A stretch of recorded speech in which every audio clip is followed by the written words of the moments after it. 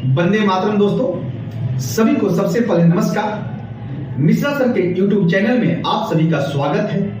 उम्मीद और आशा करते हैं कि आप सभी बेहतर होंगे और आपकी तैयारी जो है वह अच्छी चल रही है। कल जैसे आपसे मैंने प्रॉमिस किया था कि जो बिहार के हिस्ट्री का जो पोर्शन है उसको हम नए सिरे से पढ़ाएंगे। हालांकि मैंने 67 बीपीएससी में बिहार के हिस्ट्री और बिहार की ज्योग्राफी को मैंने कवर किया था।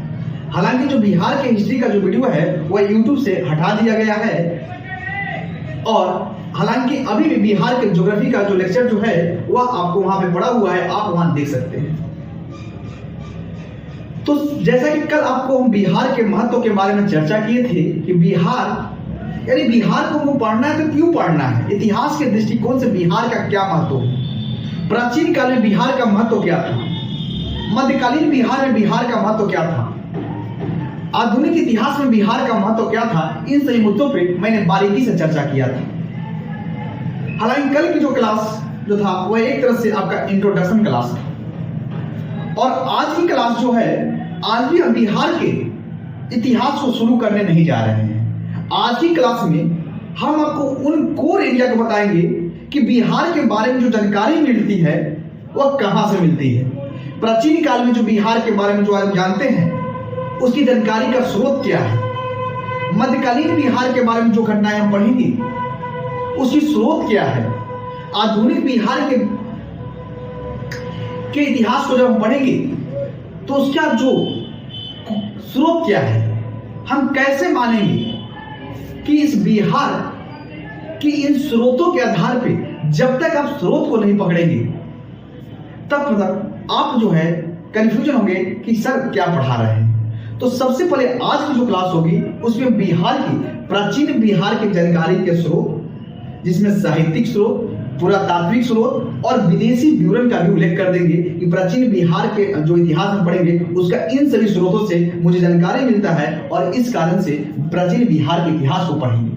उसके बाद मध्यकालीन बिहार के जितने भी जो साहित्यिक स्रोत हैं उसके बारे में बता देंगे, फिर आधुनिक बिहार के बारे में बताएंगे और कल से आपका पाषाण काल से शुरुआत से मैं शून्य से लेकर आपको शिखर तक पहुंचाएंगे और बिहार स्पेशल पर एक मजबूत पकड़ बनाएंगे। इसलिए आइए सीधे हम स्टार्ट करते हैं संपूर्ण Bihar special lecture number first.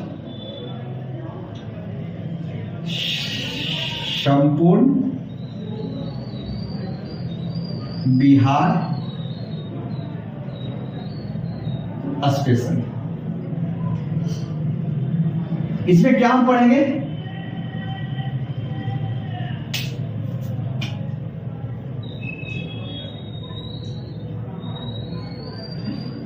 Bihar के इतिहास को पढ़ेंगे और बिहार के इतिहास जब हम पढ़ेंगे तो हम आपके सामने उतना फैक्ट डिस्कस करेंगे जो बिहार स्पेशल के अंतर्गत आता हो। हम पूरा इतिहास पढ़ाने नहीं जा रहे हैं। हालांकि मुझे पता है कि आप सभी भारत के इतिहास पढ़े होंगे और जो बिहार का जो स्पेशल जो इतिहास है उसको बारे में हम डिस्कस कर देंगे। हालांकि जो आपकी इंपॉर्टेंट रहेगा उसको भी हम डिस्कस करते हुए आगे बढ़ते रहेंगे। सबसे पहले हम जानेंगे कि इतिहास, इस सभी को पता होगा कि इतिहास की परिभाषा आप सभी पढ़े होंगे।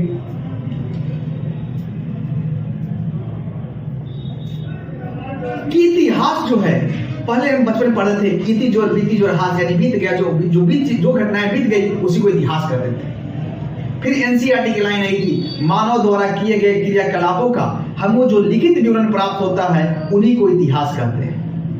लेकिन आज आपको एक नई परिभाषा बता रहे हैं, उसको समझिएगा। हालांकि थोड़ा सा हम बैकग्राउंड बता देते हैं, सीधे अभी मुद्दे पे आते हैं। इतिहास जो है वह इति धन धन आस से मिलकर बना हुआ है। इसका अर्थ होता है ऐसा निश्चित रूप से हुआ है, ऐसा निश्चित रूप से हुआ है। हालांकि परिभाषा आपको नहीं पूछेंगे लेकिन थोड़ा सा बता देंगे। इतिहास की अगर बात करें तो इतिहास को हम 3 भाग में बांट कर पढ़ते हैं। एक तो प्राचीन इतिहास पढ़ते हैं, मध्यकालीन भी इतिहास पढ़ते हैं और एक आधुनिक इतिहास ही पढ़ते हैं। लेकिन यहाँ पे देखिएगा इतिहास को हम 3 भाग में पढ़ते हैं। एक होता है आपका प्राग इतिहास, इतिहास, प्राग इतिहास, उसके बाद अगर हम बात करेंगे तो आदि इतिहास, और तीसरा नंबर पर हम जानते हैं ऐतिहासिक युग। ऐतिहासिक युग, देखिए प्राग इतिहास में यहां पे क्या था, मानव जो था, मानव क्या था, अनपढ़ था। मानव क्या था, अनपढ़ था, यानी मानव कोई पढ़ाई लिखाई से कोई मतलब नहीं था। इसके साथ ही अगर बात करेंगे, जब अनपढ़ रहेगा तो इसमें आपका कोई लिपि नहीं होगा, कुछ लिखना पढ़े जानेगा ही नहीं, तो क्या करेंगे, कोई लिपि नहीं इसके पास है। इसके साथ ही अगर हम बात करेंगे तो क्या था, एक तरह से मान से तो आपका आखेटक बता सकते हैं, आखेटक था, शिकार करता था। इसी प्रकार से आदि इतिहास की बात करते हैं। आदि इतिहास में मानव क्या था, साक्षर था, यानी मानव ने क्या किया, पढ़ा लिखा जाना। उस समय उसको लिपि की अच्छी जानकारी थी, उसके इस आदि इतिहास का क्या है, लिपि भी है। और इसके मात्र, लेकिन इस लिपि को अभी तक पढ़ा नहीं जा सका है, यानी क्या लिखा है अभी तक सटीक रूप से लिपि को पढ़ा नहीं गया। जैसे कि हड़प्पा सभ्यता के बारे में बहुत सारी जानकारी मिलती है। जब हड़प्पा सभ्यता, सिंधु घाटी सभ्यता जब पढ़ेंगे तो सिंधु घाटी सभ्यता में कोई लिपि तो था नहीं, उस लिपि को अभी तक पढ़ा भी नहीं जा सका है। लेकिन फिर भी हमको सिंधु घाटी सभ्यता के बारे में पता चलता है कि सिंधु घाटी सभ्यता एक नगरीय सभ्यता थी। आज भी सिंधु घाटी सभ्यता से हम सीख लेते हैं। तो इसकी जानकारी, हालांकि जब लिपि पढ़ी नहीं गई तो हम कैसे निकालते हैं, तो क्योंकि उसका क्या था, कई सारे मृदभांड मिले हैं, कई सारे मोहर मिले हैं, इस तरीके की खुदाई हुआ है। तो जो आपका जो बर्तन मिले हैं, आपका जो वहां से जो स्थल मिले हैं, स्थल से कुछ मतलब जैसे कि आपका कोई डायग्राम, जैसे नाव का मिला है, मोहर मिला है, इन सभी के आधार पर उनका निष्कर्ष निकालेगा कि सिंधु घाटी सभ्यता नगरीय सभ्यता थी। जब सिंधु घाटी सभ्यता पढ़ाएंगे तो हम पर डिस्कस चर्चा करेंगे। यानी आदि इतिहास में क्या था, मानव साक्षर भी था, मानव का लिपि की जानकारी भी था, लेकिन इस लिपि को आज तक पढ़ा नहीं गया है, आज तक पढ़ा नहीं गया है। ऐतिहासिक युग की बात करें तो यहां पे क्या था, मानव जो है वह साक्षर है, मानव के लिपि का ज्ञान था, सही है। इस लिपि को जो है वह क्या है, पढ़ा गया है, इस लिपि को पढ़ा गया है, यह ऐतिहासिक युग में है। तो कल से जो भी चर्चा करेंगे वो प्राग इतिहास। प्राग इतिहास में आपका जो है, इसमें आपका पाषाण काल, पूरा पाषाण काल पढ़ेंगे, जिसमें आपका पूरा पाषाण काल, मध्य पाषाण काल, नवपाषाण काल, जो बिहार स्पेशल के इतिहास के दृष्टिकोण से महत्वपूर्ण होगा उसको पढ़ेंगे। आदि इतिहास में पढ़ेंगे आपका हड़प्पा सभ्यता के बारे में पढ़ेंगे। इसके साथ ही हम आपको वैदिक सभ्यता भी हम बता सकते हैं, वैदिक सभ्यता है। इसके साथ ही ऐतिहासिक युग में आपका 600 BC से स्टार्ट होता है, और इसमें आपको आगे पूरा डिस्कस करेंगे। ये थोड़ा सा इतिहास का एक बैकग्राउंड था, लेकिन आइए अपने टॉपिक पर ध्यान देते हैं, सीधे बिहार के इतिहास के बारे में करते हैं। हालांकि इतिहास एक ऐसी सब्जेक्ट है जो कि अगर मन से पढ़ लिया जाए तो बहुत रुचि आता है। इसी कारण बर्नी ने कहा था, इतिहास को महत्व लेकर बर्नी ने कहा था कि इतिहास जो है विज्ञानों की रानी है। इतिहास जो है वह क्या है, विज्ञानों की रानी है। इसी प्रकार से कौटिल्य ने कहा था कि राजा को इतिहास पर टिप्पणी करते हुए कौटिल्य ने कहा था इतिहास पर टिप्पणी करते हुए कौटिल्य ने कहा था कि राजा को दिन में एक समय जो है वह इतिहास पढ़ने पर देना चाहिए, क्योंकि इतिहास जो है क्या है, अतीत से हमको अतीत को भी सिखाता है, और अतीत से लेकर वर्तमान में क्या घटनाएं है, जब तक वर्तमान की जानकारी आपको चाहिए तो आपको अतीत की घटनाओं का सहारा लेना पड़ता है। तो इतिहास जो है, इतिहास की इतना महत्व था कि बर्नी ने कहा था इतिहास विज्ञानों की रानी है। जब पीजीटी के बारे में जब पढ़ेंगे, उस पर डिस्कस पढ़ेंगे, तो उसमें पूरा बताया जाता है, सब कथा पढ़ाया जाता है, कौटिल्य ने क्या कहा था, मेगास्थनीज ने क्या कहा था, ये सब बहुत डिटेल था। लेकिन यहाँ पे हमको बिहार स्पेशल पढ़ाना है, इसलिए ज्यादा बैकग्राउंड में नहीं जाएंगे। और बिहार के इतिहास को हम क्या पढ़ेंगे, आज का जो टॉपिक है उसमें हम स्रोत की बात करेंगे। स्रोत क्या होता है कि किसी भी चीज को, किसी भी घटना को जानने का तरीका होता है, और इस स्रोत को दो हिस्सों में वर्गीकृत किया जाता है। एक होता है साहित्यिक स्रोत, और दूसरा जो होता है उसको बोलते हैं पुरातात्विक स्रोत।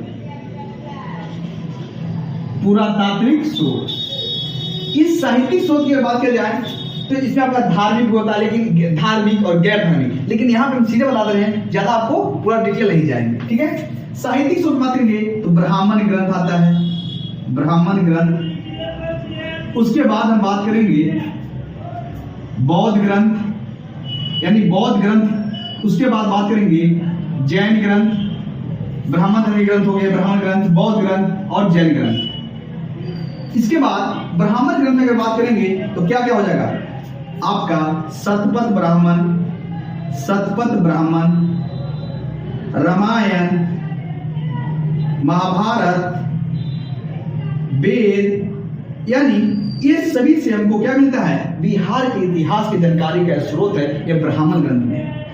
इसी प्रकार से बौद्ध ग्रंथ की अगर बात करेंगे तो बौद्ध ग्रंथ की अगर बात करेंगे तो बौद्ध ग्रंथ में जो है आपका अंगुत्तर निकाय,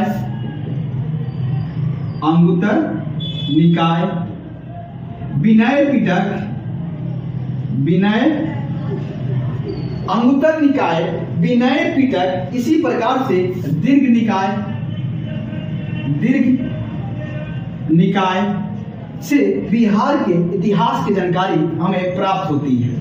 इसी प्रकार से अगर जैन ग्रंथ की अगर बात करेंगे तो जैन ग्रंथ की अगर बात किया जाए तो जैनों की जो प्रसिद्ध पुस्तक जो है वह आपका याद रखिएगा भगवती सूत्र। कौन सा है, भगवती सूत्र। यानी इन सभी ग्रंथों से यह सभी जो है साहित्यिक स्रोत के अंदर आते हैं, यह सभी प्राचीन काल के स्रोत हैं।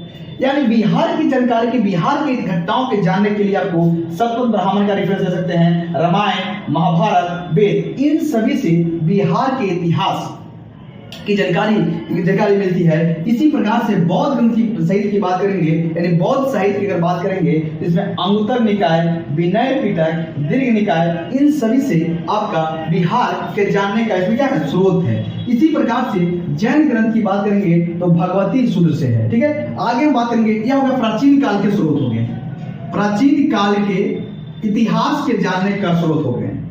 इसी प्रकार से पुरातत्विक स्रोत की बात करेंगे तो सिक्के के अंतर्गत आता है, मृदभांड आता है, स्तंभ आता है, आपका लेख आता है, ताम्रपत्र होता है। इसके साथ ही अगर बात करेंगे तो आपका गुफा होता है, भित्ति चित्र होता है। यह सभी जो है आपका पुरातात्विक स्रोत के अंतर्गत आता है। इसके साथ ही आपको अगर और हम बात करेंगे तो आपका सिक्का हो गया, मृदभांड हो गया, स्तंभ हो गया, लेख हो गया, ताम्रपत्र हो गया, इन सभी से बिहार के आपका अभिलेख जो है, जैसा कि आप पता है कि अशोक ने 84,000 अभिलेखों को जारी किया था, तो ये सभी की जानकारी जो है वो अभिलेख से मिलती है। यह सभी खुदाई से या क्या होता है आपको मिलते हैं, इनको पुरातात्विक स्रोत कहते हैं। यानी प्राचीन बिहार के इतिहास को जानने के जो स्रोत हो गए आपका ब्राह्मण ग्रंथ में, शतपथ ब्राह्मण से, रामायण से, महाभारत से, वेद से, बौद्ध ग्रंथ में अंगुत्तर निकाय, विनय पिटक, दीर्घ निकाय। इसी प्रकार से जैन ग्रंथ में बात करेंगे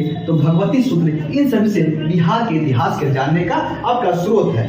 थोड़ा सा भाई अब आते हैं मध्यकाल में। यह इंपॉर्टेंट उतना नहीं है, जो आपको इंपॉर्टेंट रहेगा उसको बताते चलेंगे।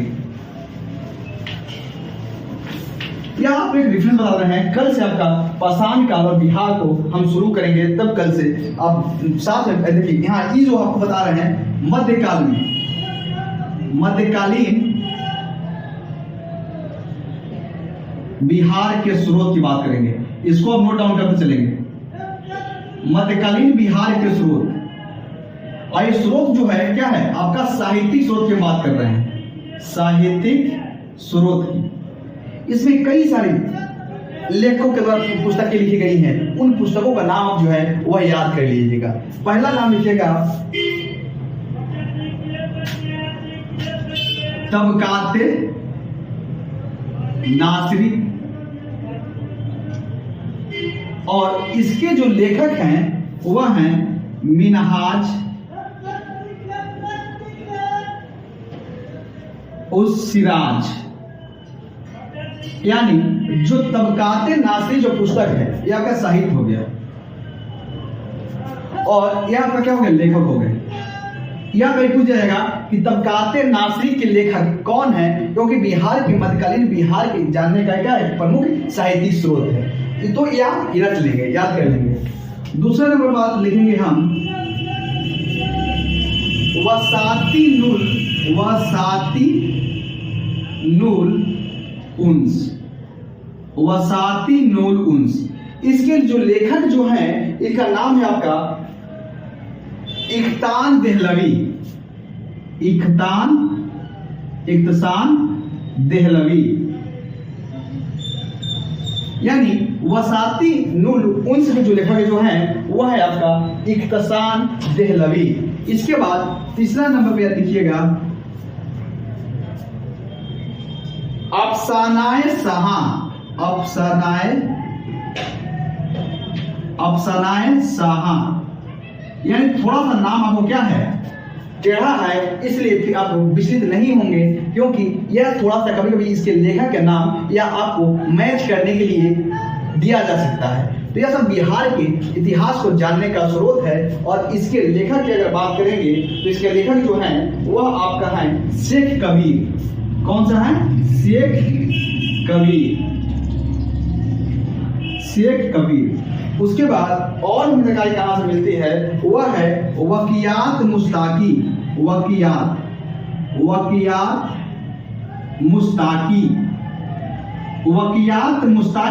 और इसके लेखक की अगर बात करेंगे तो इसके लेखक जो हैं वह आपका रिजकुल्ला है। इसके बाद और अगर हम बात करेंगे तो याद रखिएगा तारिक ए फिरोज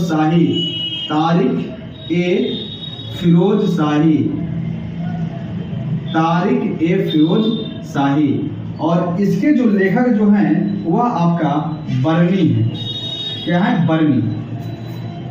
यानी तारिक फिरोज शाही के जो लेखक जो हैं वह बरनी है। और कुछ याद रखने की कोशिश करिएगा तो आप रख लीजिएगा तुजुक ए बाबरी। इसके जो लेखक जो हैं वह बाबर हैं। और एक और याद रखिएगा जो प्रमुख जो साहित्यिक स्रोत जो है वह है आपका अकबरनामा। और अकबरनामा की अगर बात करेंगे तो इसके जो लेखक जो हैं वह है आपका अबुल फजल। 2 से 3 बार इसको देखेंगे या 2 से 3 बार इसको आपको डाउन करेंगे, 2 से 3 बार इसको आप रिवीजन करेंगे तो आपको ये सभी नाम आपको याद हो जाएगा। और 1-2 बार सनसनी निगाहों से देख लेंगे तो आपको मैच कभी हो सकता है कि मैच करने के लिए आपको दे दे। यह सब बिहार के इतिहास के जानने के क्या है आपका साहित्यिक स्रोत जो है यह मध्यकाल का है। यानी एक बार आप लिख ले, फिर आगे हम बढ़ते हैं।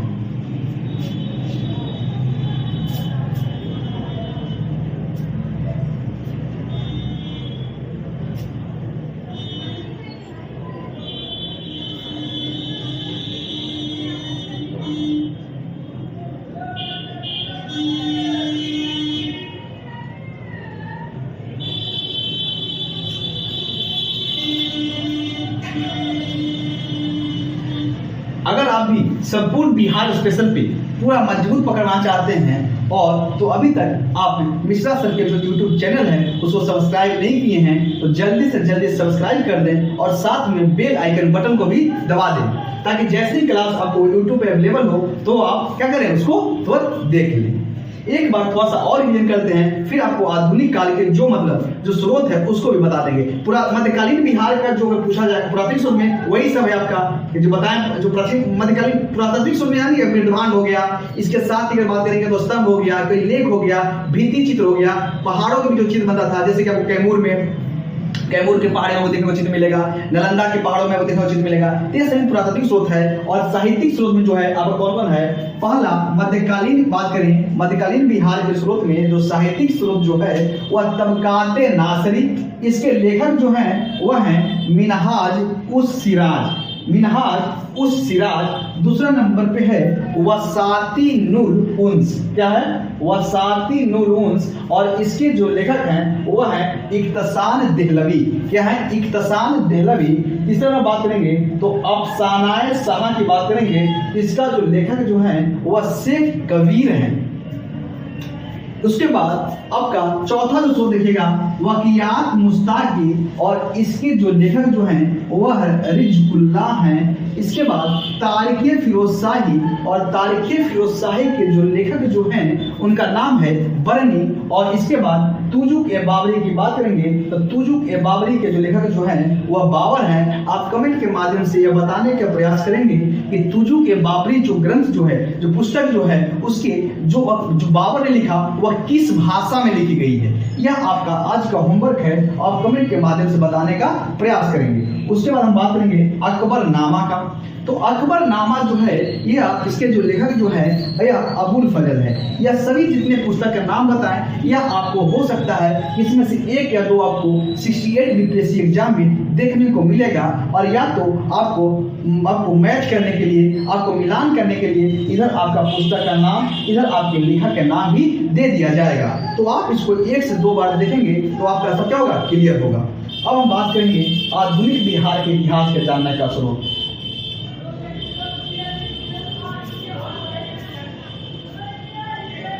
चलिए, आधुनिक बिहार के जो इतिहास के जानने का जो स्रोत है वो कुछ ज्यादा नहीं है, उसको कल की क्लास में हम चर्चा कर देंगे, यह आप याद कर लेंगे। और अभी तक आप मिश्रा सर के जो यूट्यूब चैनल है उसको सब्सक्राइब नहीं किए हैं तो जल्दी से जल्दी सब्सक्राइब कर दें, साथ में बेल आइकन बटन को दबा दें और आपको संपूर्ण बिहार स्पेशल पे एक मजबूत पकड़ा देंगे। जो आधुनिक बिहार के जो है कुछ सूफी ग्रंथ है उसको बता देंगे, उसका कुछ डायरी हुई है उसको बता देंगे, उससे आपका आधुनिक बिहार के मिल जाएगा। और कल से याद रखिएगा, कल आपका पाषाण काल जो है वो एकदम से स्टार्ट करेंगे, यानी जीरो से आपको क्या करेंगे, हीरो बनाएंगे और एक बिहार स्पेशल पर एक मजबूत पकड़ बनाएंगे। और जब हम पूरा सीक्वेंस से आपको, जैसे कल पाषाण काल और पाषाण काल में आपका पाषाण काल में आपका पूरा पाषाण काल, मध्य पाषाण काल और नव पाषाण काल, तीनों का आपको कवर करेंगे। इसके साथ ही ताम्र पाषाण काल भी आपको, जो आपका ताम्र पाषाण काल तो खत्म करेंगे, ताम्र पाषाणी जो काल जो है उसको भी आपको कल की क्लास में पढ़ा देंगे। उसके बाद आपका कंटिन्यू क्लास चलते रहेगी और इसी के साथ क्लास को यहीं पे आपको रोकते हैं। Thank you.